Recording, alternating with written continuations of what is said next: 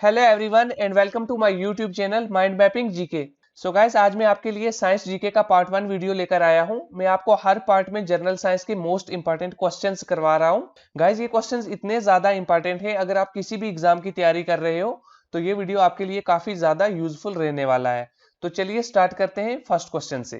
Question number 1 है हमारे पास, name the scientist who discovered neutron. किस साइंटिस्ट ने न्यूट्रॉन की खोज करी थी? सही आंसर है ऑप्शन ए, चैडविक। चैडविक जो साइंटिस्ट थे, इन्होंने न्यूट्रॉन की खोज करी थी। गाइस, यहाँ पर बात हुई है न्यूट्रॉन की, तो यहाँ पर मैं आपको एक कंसेप्ट समझाता हूँ कि जो एटम होता है इसके अंदर मेनली 3 चीजें होती हैं। एक तो होता है प्रोटॉन, दूसरा होता है इलेक्ट्रॉन और तीसरा होता है न्यूट्रॉन। न्यूट्रॉन जो कि हमारे क्वेश्चन में भी पूछा गया है। तो न्यूट्रॉन को चैडविक ने डिस्कवर किया था। और आपने एक बात याद रखनी है कि जो न्यूट्रॉन होता है इस पर कोई भी चार्ज नहीं होता। एग्जाम में एक क्वेश्चन भी पूछा जाता है कि न्यूट्रॉन पर कौन सा चार्ज होता है, तो न्यूट्रॉन पर कोई भी चार्ज नहीं होता और इलेक्ट्रॉन पर माइनस का चार्ज होता है और प्रोटॉन पर प्लस का चार्ज होता है। प्रोटॉन पर प्लस का, इलेक्ट्रॉन पर माइनस का और न्यूट्रॉन पर कोई भी चार्ज नहीं होता। यहाँ पर आपको एक और मैं एडिशनल इंफॉर्मेशन देता हूँ। जो न्यूट्रॉन है इसका जो मास होता है केजी में, वो होता है 1.67 इंटू 10 की पावर -27 kg। ये क्वेश्चन भी बहुत बार एग्जाम में पूछा गया है और आपने ये भी याद रखना है। सो गाइज, नेक्स्ट क्वेश्चन है हमारे पास, name the water soluble vitamins. वो कौन से विटामिन्स होते हैं जो वाटर सॉल्युबल होते हैं? तो राइट आंसर है इसका option C, vitamin B and vitamin C. Vitamin B और विटामिन सी जो होते हैं ये वाटर सॉल्युबल होते हैं। तो गाइस, आपको पता होना चाहिए कि जो विटामिन वर्ड आया है यहाँ, इसकी खोज किसने करी थी?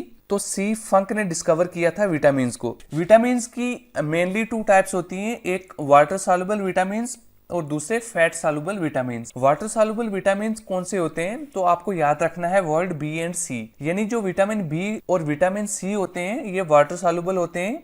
और अगर आपसे एग्जाम में पूछा जाए कि फैट सॉल्युबल विटामिन कौन से होते हैं, तो गाइस आपने एक वर्ड याद रखना है, कीड़ा। इट मींस के जो विटामिन के है, विटामिन ई है, विटामिन डी है और विटामिन ए है, ये 4 विटामिन फैट सॉल्युबल होते हैं और विटामिन बी एंड सी जो है ये वाटर सॉल्युबल होते हैं।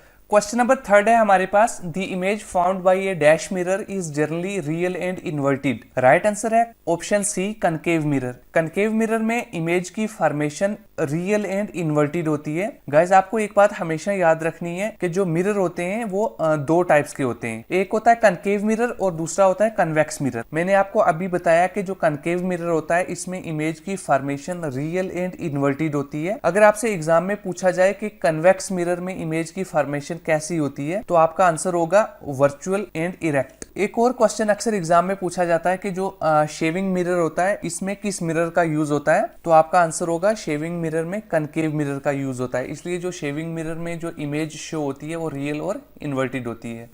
गाइस, क्वेश्चन नंबर 4 है हमारे पास, atoms having the same number of neutrons but different mass number are called. तो राइट आंसर है इसका ऑप्शन सी, आइसोटोन्स। आइसोटोन्स वो एटम्स होते हैं जिनमें सेम नंबर ऑफ न्यूट्रॉन होते हैं बट उनका जो मास नंबर है वो डिफरेंट होता है। ये आपने याद रखना है।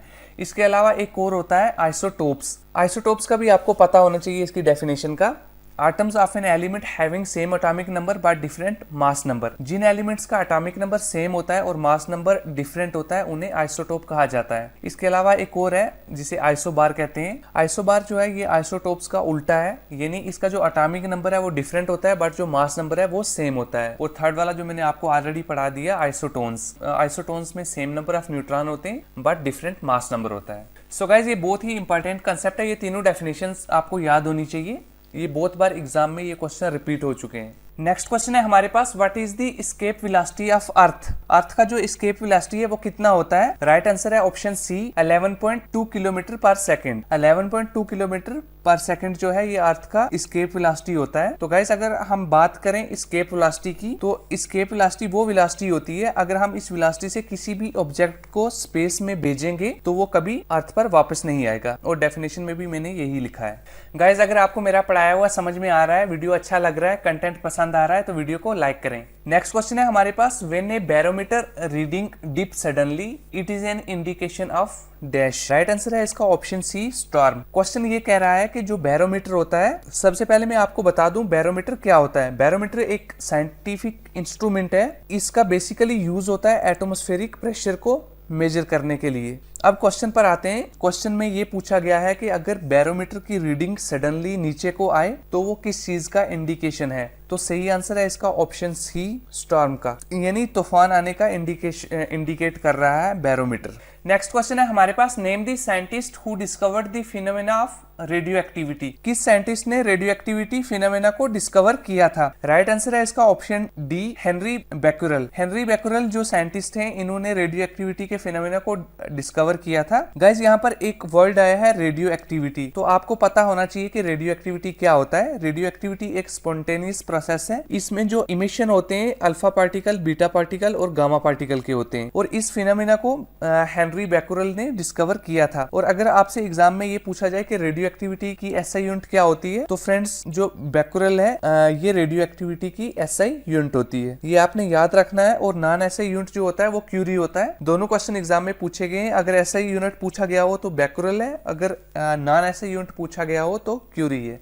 नेक्स्ट क्वेश्चन है हमारे पास, which law of Newton's define inertia. Newton का वो कौन सा लॉ है जिसने इनर्शिया को डिफाइन किया है। राइट आंसर है ऑप्शन ए, न्यूटन फर्स्ट लॉ। न्यूटन का जो फर्स्ट लॉ है इसने डिफाइन किया है इनर्शिया को। ये भी आपको याद रखना है, मगर आपको पता होना चाहिए कि न्यूटन जो साइंटिस्ट हैं उन्होंने मोशंस के 3 लॉ दिए हैं। एक है Newton first law, Newton second law और न्यूटन थर्ड लॉ। और न्यूटन फर्स्ट लॉ जो है वो इनर्शिया के बारे में बताता है। नेक्स्ट क्वेश्चन है हमारे पास, the total change of momentum is called. तो राइट आंसर है इसका option B, impulse. Total change of momentum जो होता है इसे हम इंपल्स कहते हैं। नेक्स्ट क्वेश्चन है हमारे पास, when the lift is at rest or in uniform motion then the apparent weight is. So guys right answer है इसका option B, equal to the real weight of body. Question को समझते हैं। Question में ये कह रहा है कि अगर लिफ्ट जो है अगर रेस्ट पोजीशन पर है या यूनिफॉर्म मोशन पर चल रहा है तो जो अपीरेंट वेट है वो क्या होगा। तो आंसर है इसका इक्वल होगा रियल वेट ऑफ बॉडी के। नेक्स्ट क्वेश्चन है हमारे पास, what is the SI unit of luminous intensity. Luminous intensity की एसआई यूनिट क्या होती है। राइट आंसर है इसका ऑप्शन सी, कैंडेला। तो गाइस कैंडेला जो है ये एसआई यूनिट होता है लुमिनियस इंटेंसिटी का। तो फ्रेंड्स इस वीडियो में मैं आपको 20 मोस्ट इंपॉर्टेंट क्वेश्चन करवाने वाला हूँ बिल्कुल डिटेल में, और उसके बाद उन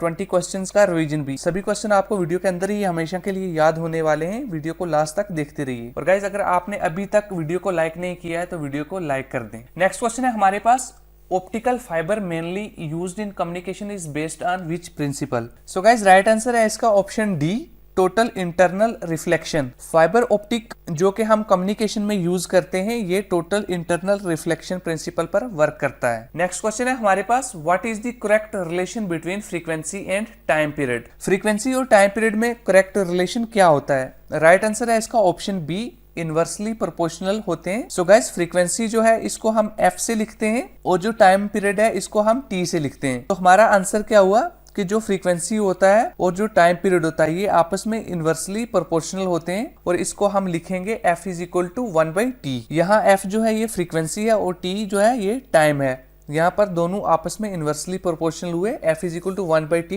ये भी आपने याद रखना है, एग्जाम में पूछा गया क्वेश्चन है ये। नेक्स्ट क्वेश्चन है हमारे पास, a body that observes all the radiations falling on it is called a dash. तो राइट आंसर है इसका option B, black body. Black body वो बॉडी होती है इस पर जितनी भी रेडिएशंस आती हैं ये उन सब रेडिएशंस को ऑब्जर्व कर लेता है।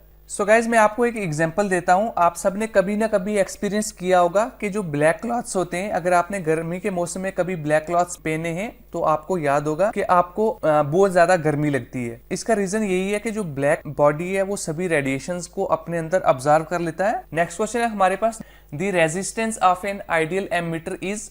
तो गाइज काफी इंपॉर्टेंट क्वेश्चन है ये। राइट आंसर है इसका ऑप्शन बी, 0। रेजिस्टेंस जो होता है आइडियल मीटर का वो 0 होता है। तो गाइज यहाँ पर वर्ड आया है रेजिस्टेंस, तो रेजिस्टेंस का सिंबल होता है इस तरह का कुछ, और इसका जो एसआई यूनिट होता है वो ओम होता है। अब बात करते हैं इसकी डेफिनेशन की। तो डेफिनेशन को ध्यान से समझना। Resistance is a opposition caused when electric current is flowing. जब भी इलेक्ट्रिक करंट फ्लो करता है उसमें जो भी ऑपोजिशन क्रिएट होता है उसको हम रेजिस्टेंस बोलते हैं। अब बात करते हैं एमीटर की। एमीटर एक तरह का इलेक्ट्रिकल डिवाइस है जिसका हम यूज करते हैं to measure electric current. Electric current को मेजर करने के लिए हम यूज करते हैं एमीटर का। नेक्स्ट क्वेश्चन है हमारे पास, elements which possess the property of both metal and non metal is called. Right answer है इसका ऑप्शन सी, मेटलॉइड्स।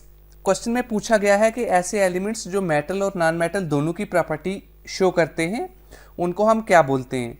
तो उनको हम बोलते हैं मेटलॉइड्स। तो गाइज आपको पता होना चाहिए कि जो हमारा पीरियोडिक टेबल है उसमें टोटल 8 मेटलॉइड्स हैं जो कि प्रॉपर्टी शो करते हैं मेटल की भी और नॉन मेटल की भी। फॉर एग्जांपल हमारे पास बोरान है, सिलिकॉन है, जर्मेनियम है, तो टोटल कुल मिला के ये 8 होते हैं। ये भी आपने याद रखना है। सो गाइज नेक्स्ट क्वेश्चन है हमारे पास, relative charge and neutron is. Relative charge जो न्यूट्रॉन पर है वो 0 होता है। ऑप्शन सी इसका राइट आंसर है। ऊपर मैंने आपको क्वेश्चन में कराया था कि जो प्लस का चार्ज होता है यानी कि पॉजिटिव चार्ज होता है वो होता है प्रोटॉन पर, और जो माइनस का चार्ज होता है यानी कि नेगेटिव चार्ज वो होता है इलेक्ट्रॉन पर, और न्यूट्रॉन पर जो कोई भी चार्ज नहीं होता, 0 होता है, ये न्यूट्रल होता है। सो गाइज नेक्स्ट क्वेश्चन है हमारे पास, द नंबर ऑफ प्रोटॉन्स और electrons of an atom of the element is called the dash of the element. So the right answer is option A atomic number. Question ये कह रहा है कि number of proton और electron जो होते हैं किसी भी एलिमेंट में वो क्या होते हैं, तो आपका आंसर है एटॉमिक नंबर होते हैं, और एटॉमिक नंबर को हम कैपिटल Z से डिनोट करते हैं, ये भी आपने याद रखना है। नेक्स्ट क्वेश्चन है हमारे पास, what is the pH of pure water. Pure water का जो पीएच होता है वो कितना होता है, तो राइट आंसर है इसका ऑप्शन सी 7.0। 7 जो है ये पीएच होता है प्योर वाटर का। बात यहाँ पर पीएच की हो रही है, तो आपको पता होना चाहिए कि पीएच का फुल फॉर्म क्या होता है। तो गाइस पीएच का फुल फॉर्म होता है पावर ऑफ हाइड्रोजन, पावर या पोटेंशियल ऑफ हाइड्रोजन। ये बेसिकली एक तरह का इंडिकेटर होता है। इससे हम ये पता करते हैं कि कोई भी हमारे पास जो एक्वस सोल्यूशन है इसका जो नेचर है वो कैसा होगा, वो एसिडिक होगा, बेसिक होगा या न्यूट्रल होगा, ये हम पता करते हैं पीएच से। और गाइस पीएच का जो इंडिकेटर होता है उसमें जो नंबर होता है वो होता है 0 से 14 तक। ये भी एग्जाम में पूछा गया क्वेश्चन है, आपको पता होना चाहिए। और गाइस यहाँ पे मैं एक और एडिशनल इन्फॉर्मेशन आपको दे देता हूँ। जो ह्यूमन ब्लड होता है इसका जो पीएच होता है वो 7.4 होता है, ये भी आपने याद रखना है। ये भी इंपॉर्टेंट क्वेश्चन है आपके एग्जाम के लिए। नेक्स्ट क्वेश्चन है हमारे पास, कंप्लीट द बिलो रिएक्शन। नीचे जो रिएक्शन है इसे हमने कंप्लीट करना है। तो हमारा क्वेश्चन क्या है, NaOH plus HCl gives out X। हमें ये X फाइंड करना है, तो क्या होगा, प्लस H2O। रिएक्शन है हमारे पास NaOH मतलब सोडियम हाइड्रोक्साइड प्लस HCl मतलब hydrochloric acid gives out X। ये X फाइंड करना है और साथ में वाटर आ रहा है। तो गाइज ये जो X है ना, यहाँ पर आएगा ऑप्शन सी NaCl यानी सोडियम क्लोराइड। सोडियम क्लोराइड बोलो या आप इसको ऑर्डिनरी साल्ट भी बोल सकते हो। ये क्वेश्चन भी एग्जाम में पूछा गया है, तो आपने याद रखना है। सो गाइज ये थे टोटल 20 क्वेश्चन। एक बार जल्दी से हम इन 20 क्वेश्चंस का रिवीजन भी कर लेते हैं, क्योंकि जीके को याद करने का सबसे बेस्ट जो तरीका है वो होता है साथ में उसकी रिवीजन भी की जाए। तो क्वेश्चन नंबर 1 है हमारे पास, name the scientist who discovered neutron. Neutron की खोज किसने करी थी, तो राइट आंसर है इसका चैडविक ने डिस्कवर किया था न्यूट्रॉन को। सो गाइस नेक्स्ट क्वेश्चन है हमारे पास, name the water soluble vitamins. Water soluble vitamins कौन से होते हैं, तो इसका आंसर था विटामिन बी एंड सी। और मैंने आपको बताया था कि फैट सॉल्युबल जो है वो होते हैं विटामिन के, ई, डी और ए, जो है ये फैट सॉल्युबल होते हैं। नेक्स्ट क्वेश्चन है हमारे पास, The image found by a dash mirror is generally real and inverted। तो राइट आंसर है इसका कनकेव मिरर में जो इमेज बनती है वो रियल और इन्वर्टेड होती है। और मैंने आपको बताया था कि कन्वेक्स मिरर में जो इमेज बनती है वो वर्चुअल और इरेक्ट होती है। नेक्स्ट क्वेश्चन है हमारे पास, atom having the same number of neutron but different mass number are called. तो उनको आइसोटोन्स बोला जाता है। नेक्स्ट क्वेश्चन है हमारे पास, what is the escape velocity of earth. तो 11.2 किलोमीटर पर स्क्वायर जो होती है वो एस्केप वेलोसिटी होती है अर्थ की।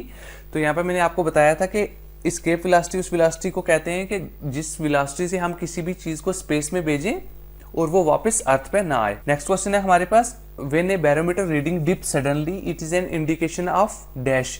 तो स्टॉर्म का इंडिकेशन करता है जब भी कोई बैरोमीटर की जो रीडिंग है वो डाउन होती है। नेक्स्ट क्वेश्चन है हमारे पास, name the scientist who discovered the phenomena of radioactivity. तो हेनरी बैकुरल ने रेडियो एक्टिविटी फिनोमेना को डिस्कवर किया था। नेक्स्ट क्वेश्चन है हमारे पास, which law of Newton defines inertia. तो न्यूटन का फर्स्ट लॉ है जो है ये इनर्शिया को डिफाइन करता है। नेक्स्ट क्वेश्चन है हमारे पास, the total change of momentum is called. तो उसको इम्पल्स कहते हैं, टोटल चेंज ऑफ मोमेंटम को। नेक्स्ट क्वेश्चन है, when the lift is at rest or in uniform motion then the apparent weight is. तो जो अपीरेंट वेट होता है वो इक्वल होता है रियल वेट ऑफ बॉडी के। What is the SI unit of luminous intensity. Luminous intensity का जो एसआई यूनिट है वो कैंडेला होता है। नेक्स्ट क्वेश्चन है हमारे पास, optical fibre mainly used in communication is based on which principle. तो ये टोटल इंटरनल रिफ्लेक्शन प्रिंसिपल पे बेस्ड होता है ऑप्टिकल फाइबर। नेक्स्ट क्वेश्चन है, what is the correct relation between frequency and time period. तो ये इनवर्सली प्रोपोर्शनल होता है। मैंने आपको बताया था कि फ्रीक्वेंसी को एफ से डिनोट करते हैं, टाइम को टी से, तो F is equal to 1/t होता है।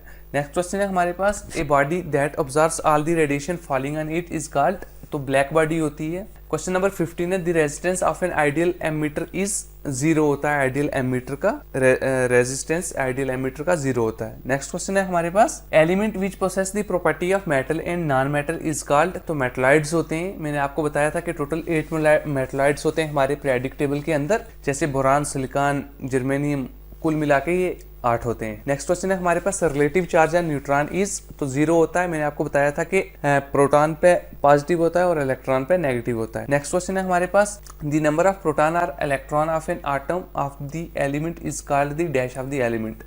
तो अटॉमिक नंबर होते हैं। नेक्स्ट क्वेश्चन है हमारे पास, what is the pH of pure water. तो प्योर वाटर का जो पीएच होता है, पावर ऑफ हाइड्रोजन बोलते हैं पीएच को हम, तो वो 7.0 होता है। तो यहाँ पर मैंने आपको बताया था कि ब्लड का जो पीएच होता है वो 7.4 होता है। लास्ट क्वेश्चन है हमारे पास, complete the below reaction. NaOH plus HCl gives out X plus H2O। तो X की जगह आएगा NaCl यानी कि सोडियम क्लोराइड। इसको आप ऑर्डिनरी साल्ट भी बोल सकते हो। तो गाइज ये थे कुल मिला के 20 क्वेश्चन जिनको हमने बहुत अच्छे से डिटेल में डिस्कस भी किया है और उसके बाद इन क्वेश्चन का रिवीजन भी किया है।